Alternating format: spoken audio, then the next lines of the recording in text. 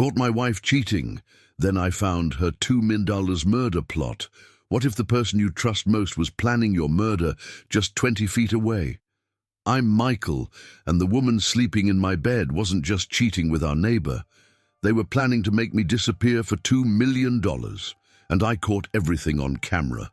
By the end of this video, you'll see the FBI raid, hear the confession, and witness the moment my wife's perfect lie completely fell apart. But first, hit that subscribe button because this story has twists that will blow your mind, and you won't want to miss a second. 9 months ago, my wife Elena and I moved into a luxury condo building. Fresh start, dream life. I ran a cybersecurity company. She worked from home as a copywriter. We had everything: wine nights, lazy Sunday mornings, and those deep 2 a.m. conversations that make you think this is it, this is my person, or so I thought. That's when he moved in. Apartment 7B, right across the hall. His name was Damian Cross, and he was about to cross every line that exists. Tall, handsome, always in expensive suits. The kind of guy who opens doors for women and remembers their coffee orders. The kind of guy who seemed too perfect. But here's what made this different from every other affair story you've heard. I grew up abandoned by my mother at 17, lived on the streets for 3 months, broken, alone, terrified. But I rebuilt myself from nothing. Started my company, learned to read people like code, body language, voice patterns, micro-expressions. It's what made me successful in cybersecurity. I could spot digital threats a mile away. But here's the cruel irony. All that childhood trauma made me desperate to trust someone completely. And when you're desperate to trust, you become blind to betrayal. Enter Elena. I met her at a downtown cafe where she worked as a barista.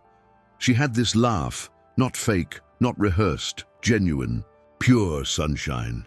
When she looked at me, she didn't see the homeless kid or the abandoned son. She saw potential, hope, a future.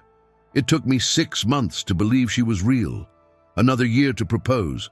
Because when you've been abandoned once, you hold on to love like it's the last life raft on a sinking ship. And that's exactly what made me the perfect victim. See, people with abandonment issues don't just love, we worship. We don't just trust, we surrender completely. And Elena, she knew exactly which wounds to kiss and which ones to cut deeper. For 3 beautiful years, she was my healing. My proof that good things happen to broken people who work hard enough to deserve them. Little did I know, she was studying my scars, learning exactly how to destroy me. So how did I miss this? If you've ever trusted someone completely only to have them destroy you, drop a comment saying I felt that, because you need to hear what happened next. Let me paint you a picture of the devil. He doesn't have horns or a pitchfork. He wears Tom Ford cologne and Armani suits. He opens elevator doors and remembers your anniversary. He brings wine recommendations and offers to help with groceries. Damian Cross was 38, recently divorced, and living alone in 7B corporate consultant working remotely, he said. Translation: professional manipulator with flexible hours. The first red flag? He was always there, not obviously intrusive, just conveniently present. Elena checking mail, there's Damian. Elena walking to the gym. There's Damian heading out too. Elena coming back from groceries. Damian just happens to be in the hallway. But here's the thing about master manipulators. They don't rush, they don't push, they create opportunities and let you come to them. It started with small favors. Hey, I'm heading to that wine shop you mentioned. Want me to grab that bottle you liked?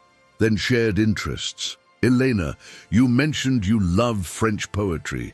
I have this rare collection from Paris you might enjoy. I watched this happening. I noticed every conversation, every lingering glance, every laugh that lasted just a second too long. But what was I supposed to do? Get jealous of neighborly kindness, forbid my wife from making friends? That's the genius of it. Damian never crossed obvious lines, never flirted openly, never disrespected our marriage in front of me. He was the perfect gentleman while plotting the perfect crime.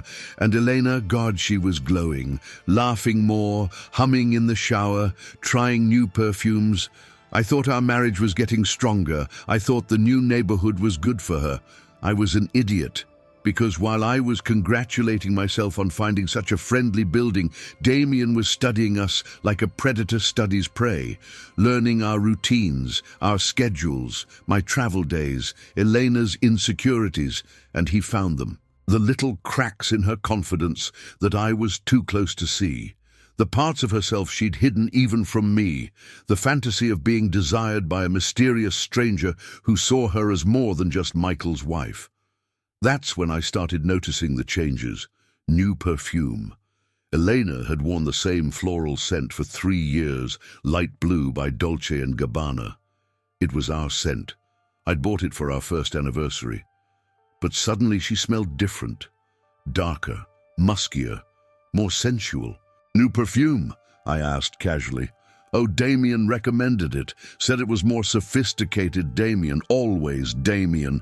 Then came the other signs. Phone turned face down during dinner. Bathroom breaks that lasted too long. Shower times that doubled overnight. New lingerie that I never saw her wear. Gym clothes that came back cleaner than when they left. But the real proof, I found her laptop search history. How to delete browser history permanently. Signs your husband suspects cheating. And the one that broke something inside me, is it normal to fall in love with someone other than your spouse? Smash that like button if you believe invisible people see everything, because what happened next changed everything. Her name was Lucia, and she was invisible to everyone except me. 59 years old, barely 5 feet tall, with hands weathered from decades of cleaning other people's messes. She pushed her cart through our building like a ghost. There, but never acknowledged. But here's what I learned about invisible people. They see everything. Lucia had been cleaning our building for 8 years. She knew which residents left early, who came home late, and who had visitors they didn't want anyone to know about. She spoke broken English, kept her head down, and minded her own business until she couldn't anymore. I first noticed her watching me in the laundry room, not staring, just observing. Like she wanted to say something but didn't know how. When our eyes met, she looked away quickly, busying herself with towels that weren't hers. "Senor Michael," she finally whispered one Tuesday morning. "I see things that hurt people." My blood went cold. "What kind of things, Lucia?" She glanced around nervously, then leaned closer. "Your wife, she visits the man in 7B many times when you are at work. They are close. Too close." The words hit me like a physical blow, but I kept my voice steady. "How do you know?" Lucia's eyes filled with tears. "I clean his apartment on Tuesdays. I see her shoes by the door, her lipstick on his wine glasses, her perfume on his pillows." And once, she paused, reaching into her cleaning cart. She pulled out a small gold earring, heart-shaped, custom-made. I'd given Elena those earrings for our 2nd anniversary. She'd told me she lost one at a coffee shop last month. "Found it behind his couch," Lucia whispered. I wanted to return it, but I knew it meant something bad. I stared at that tiny piece of gold, and everything crystallized.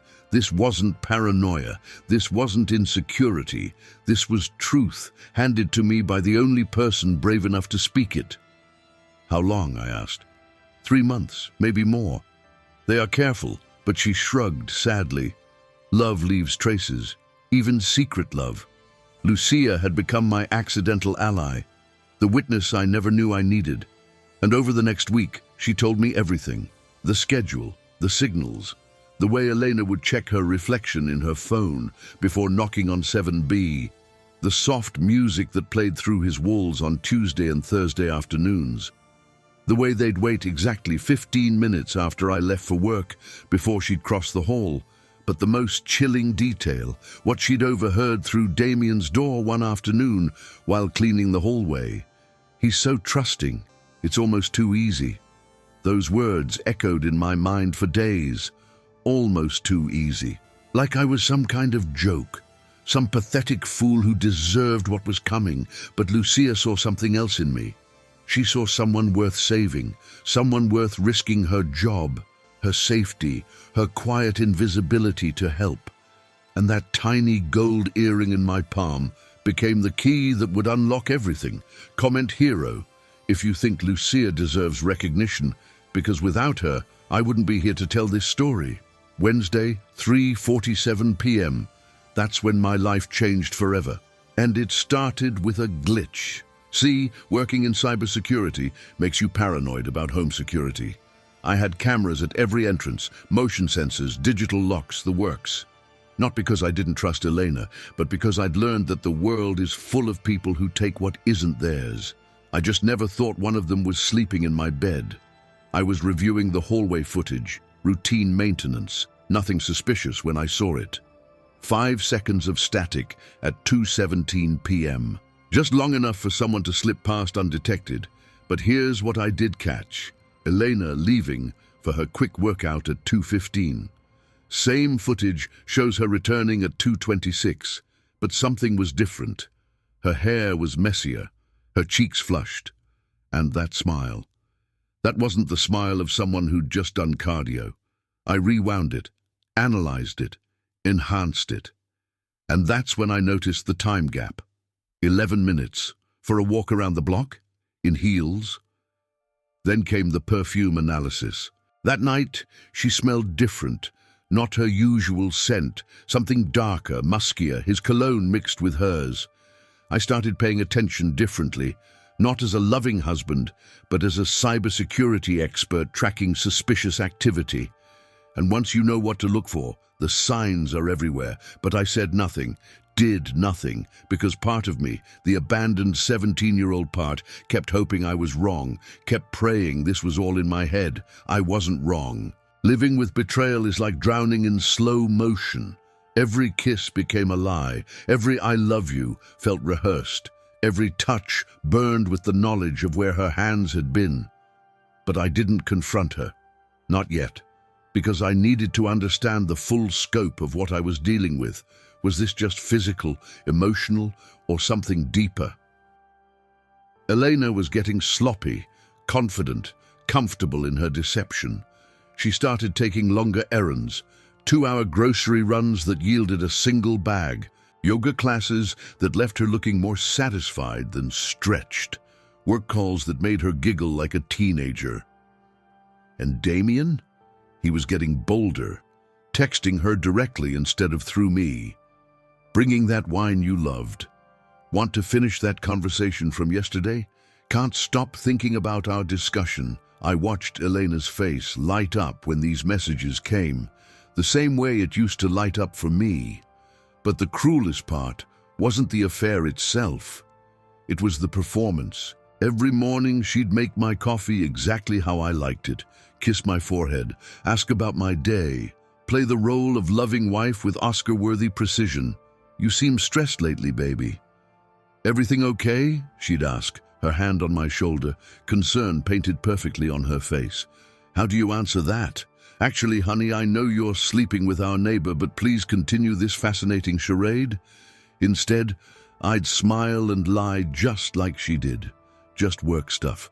Nothing you need to worry about, because I was gathering evidence, screenshots of her deleted messages that I recovered from our shared cloud backup, photos of her leaving 7B that I took from across the street, financial records showing unexplained charges at restaurants and hotels during her solo outings. If your jaw just dropped, hit that subscribe button now, because what I found next proves they weren't just stealing my wife, they were planning to steal my life. That's when I made a decision that would change both our lives forever. I was going to get the truth. All of it. Her laptop password hadn't changed, still our anniversary date, because even in betrayal, she clung to the symbols of our marriage. I opened her email, expecting to find romantic messages and deleted texts. What I found was so much worse. A folder labeled Client Projects. Innocent enough. But inside was a digital paper trail of deception that went back 4 months.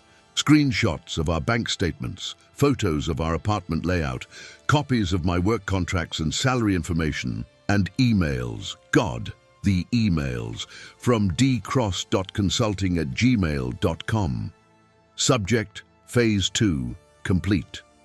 Baby, he suspected nothing when I mentioned the home security consultation. Got full access to their system yesterday while you kept him distracted. Financial records are clean. He's worth more than we thought. The insurance policy alone is worth the long game. You're brilliant for thinking of this angle. My hands started shaking. This wasn't just adultery, this was reconnaissance. They'd been studying my finances, my security systems, my insurance policies. But for what? I scrolled deeper. From elena.reeves.writer@gmail.com. Subject, timeline concerns. I'm getting worried he's starting to notice. Last night he asked about my perfume again, and yesterday he came home early. What if he checks the security footage? Maybe we should slow down until after the policy beneficiary update goes through. Beneficiary update?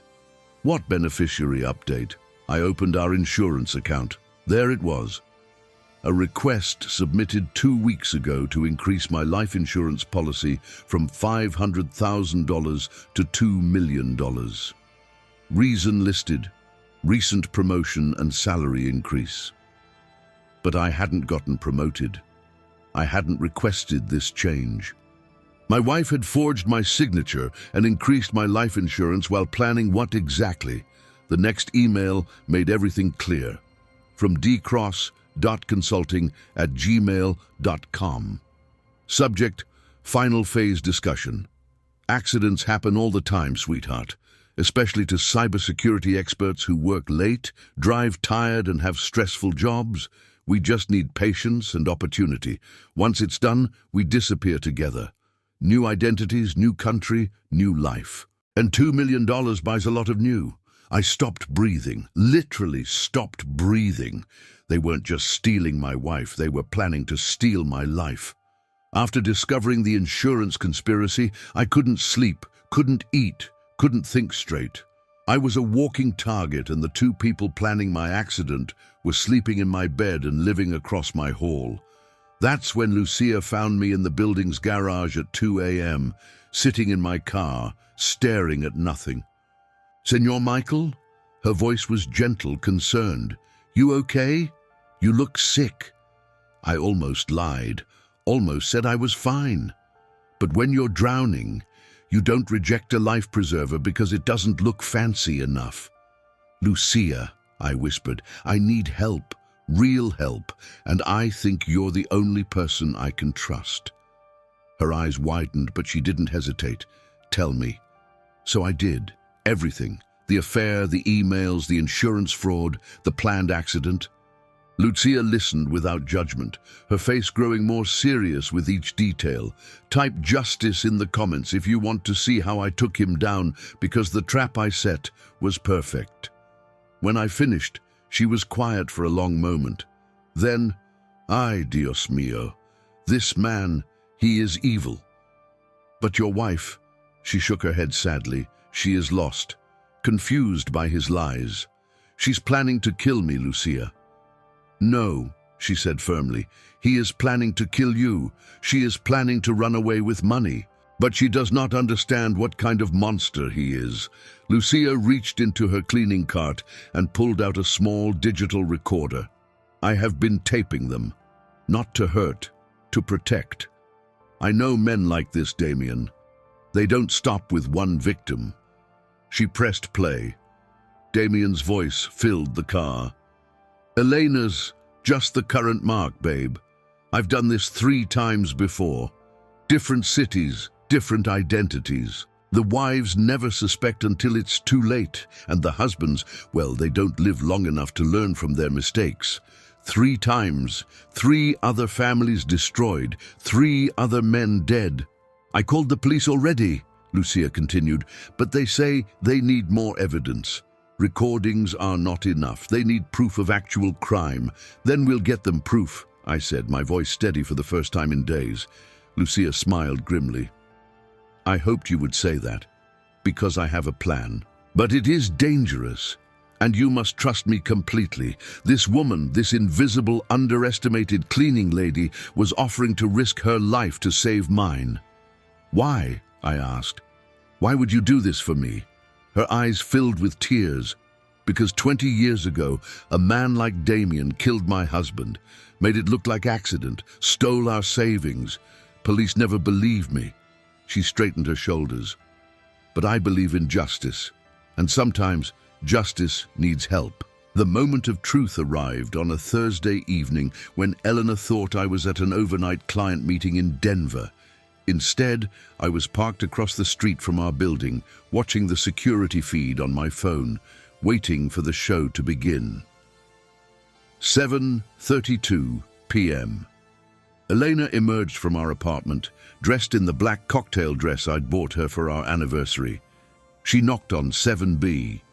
7:33 p.m. Damien answered, pulled her inside, kissed her like a man kisses his wife. 7:45 p.m. I walked into the building, took the elevator to our floor, and stood outside my own door. Inside, I could hear them, laughing, music playing, wine glasses clinking, planning their future with my death benefits. I used my key and walked in. The scene was straight out of a nightmare. Elena and Damien on my couch, her head on his shoulder, his hand in her hair. Wine bottle empty. Insurance documents spread across my coffee table like blueprints for murder. They froze when they saw me. Michael. Eleanor's voice was barely a whisper. You're supposed to be in Denver. Plans changed, I said calmly, my voice steady as stone. Apparently so did marriages. What happened next is insane. But first, do me a favor and hit that like button if you're hooked on this story. Trust me, you need to see how this ends. Damien stood slowly, his charming mask cracking. Look, man, this isn't what it looks like. I laughed, actually laughed. You're right. It's worse than what it looks like. I held up my phone, showing the email screenshots, because what it looks like is an affair. What it actually is attempted murder. Elena's face went white. Michael, I can explain. You increased my life insurance to $2 million, forged my signature, discussed accidents and opportunities. You want to explain that? The silence was deafening. Damien's charm evaporated completely. You've got nothing concrete, and you know it. Pillow talk and paranoid theories. Actually, I smiled. I have everything. I held up Lucia's recorder, including your confession about your 3 previous victims. That's when Damien's mask didn't just slip, it shattered. His eyes turned cold, calculating, dangerous. You recorded me illegally. That's inadmissible. Maybe, but it's very shareable. Social media doesn't require warrants. Elena finally found her voice. Michael, please, I never meant for it to go this far. I love you. I was confused, and he made me believe. Stop. I looked at her, really looked at her for the last time. You don't love me. You haven't for months, and that's okay. But planning my death, that's where love becomes murder. Damien stepped forward aggressively. You don't understand what you're dealing with, Michael. A serial killer who preys on married women and murders their husbands for insurance money. Yeah, I figured that out. That's when I knew I was in real danger. Because when cornered, predators don't surrender, they attack. What Damien and Elena didn't know was that our confrontation was being broadcast live to 3 different locations. The local FBI field office, the insurance fraud department, and Detective Maria Santos, who had been investigating Damien's previous accidents for 2 years. Lucia's plan was brilliant in its simplicity. While I kept them talking, she had positioned wireless cameras throughout the apartment, activated my home security system to record everything, and used my cybersecurity expertise to create an unhackable digital evidence trail. You want to know the truth about your precious Elena?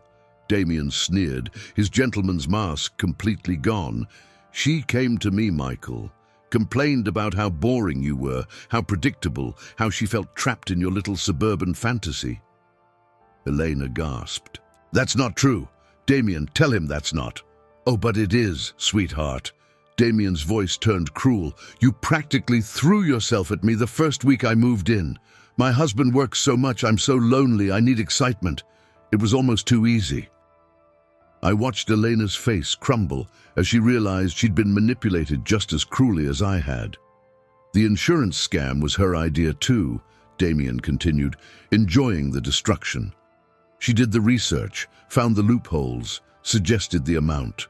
I just provided the implementation strategy." "You're lying," Elena whispered. "Am I?" "Check your phone, darling. Read your own messages from 3 months ago. I wish something would just happen to make this all go away. I can't divorce him. I'd get nothing. But if something happened, if you want to know their sentences and where they are now, keep watching because the ending is worth it." Elena's hands shook as she scrolled through her phone, reading her own words, watching her life explode in real time. But here's what Damien didn't know. While he was busy destroying Elena psychologically, Detective Santos was climbing the stairs with a team of federal agents. The knock on the door came at exactly 9:15 p.m. "FBI, open the door!" Damien's face transformed into something truly terrifying. "You set us up," he growled, lunging toward me. But Lucia had anticipated this too. The moment he moved, every security alarm in the building went off. Motion sensors, panic buttons, emergency alerts to every law enforcement agency in the city. The door burst open before Damien could reach me. "Damien Cross, you're under arrest for insurance fraud, conspiracy to commit murder, and connection to 3 previous homicides in Arizona, Texas, and Florida." Elena collapsed onto the couch, sobbing. "I didn't know. I didn't know he'd killed people.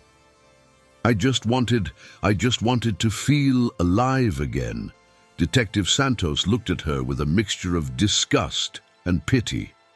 "Elena Reeves, you're under arrest for insurance fraud and conspiracy to commit murder." As they led them away in handcuffs, Damien turned back to me one last time. "This isn't over, Michael. I have friends, connections. You'll never be safe." "Maybe," I replied, "but you'll never be free." 6 months later, I'm sitting in a new apartment in a new city, trying to rebuild a life that was demolished by the 2 people I trusted most. Damien Cross was sentenced to life without parole for 3 counts of murder and multiple counts of fraud. The FBI found evidence connecting him to 7 other suspicious deaths across 4 states. All wealthy men with unfaithful wives and substantial life insurance policies. Elena? She got 15 years. Her lawyer argued she was a victim of manipulation, and honestly, part of me believes that's true. But intent doesn't erase action. She signed those documents, she researched those policies, she chose deception over honesty, greed over love. The hardest part isn't the betrayal, it's the questions that will never have answers. When did she stop loving me? Was any of our relationship real? Could I have saved our marriage if I'd fought for her instead of gathering evidence against her? Lucia became my unexpected hero. The FBI offered her a reward for her assistance in taking down a serial killer. She used the money to move her grandchildren to America and start the cleaning business she'd always dreamed of. We stay in touch. She still calls me Senor Michael and sends me photos of her family. I learned that healing from betrayal isn't about finding closure. It's about accepting that some doors will never fully close. Some wounds become scars that ache when it rains. Some truths are too heavy to carry, but too important to forget. But here's what I also learned. Survival isn't about avoiding pain. It's about refusing to let pain define you. Elena didn't just cheat on me. She tried to erase me, and I refused to disappear.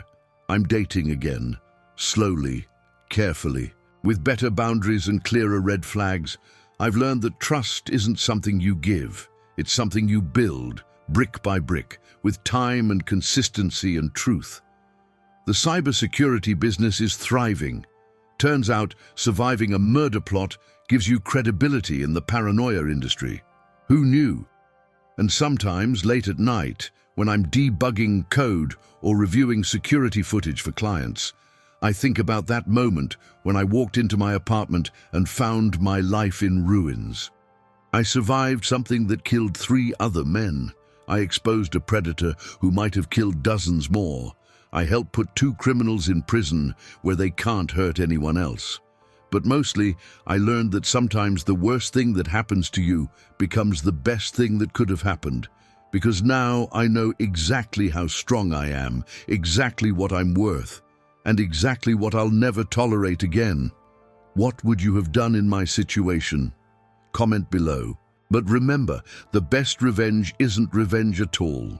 It's building a life so good that your betrayers become footnotes in your success story. If this story impacted you, do 3 things right now. Subscribe to this channel for more real-life stories that will blow your mind. Like this video if you believe justice was served, and comment "survived" if you've overcome betrayal and came out stronger. And hit that notification bell because next week's story is about a man who discovered his best friend's secret identity, and it's even crazier than this one. Thanks for watching. Stay strong, trust your instincts, and never, ever ignore the red flags.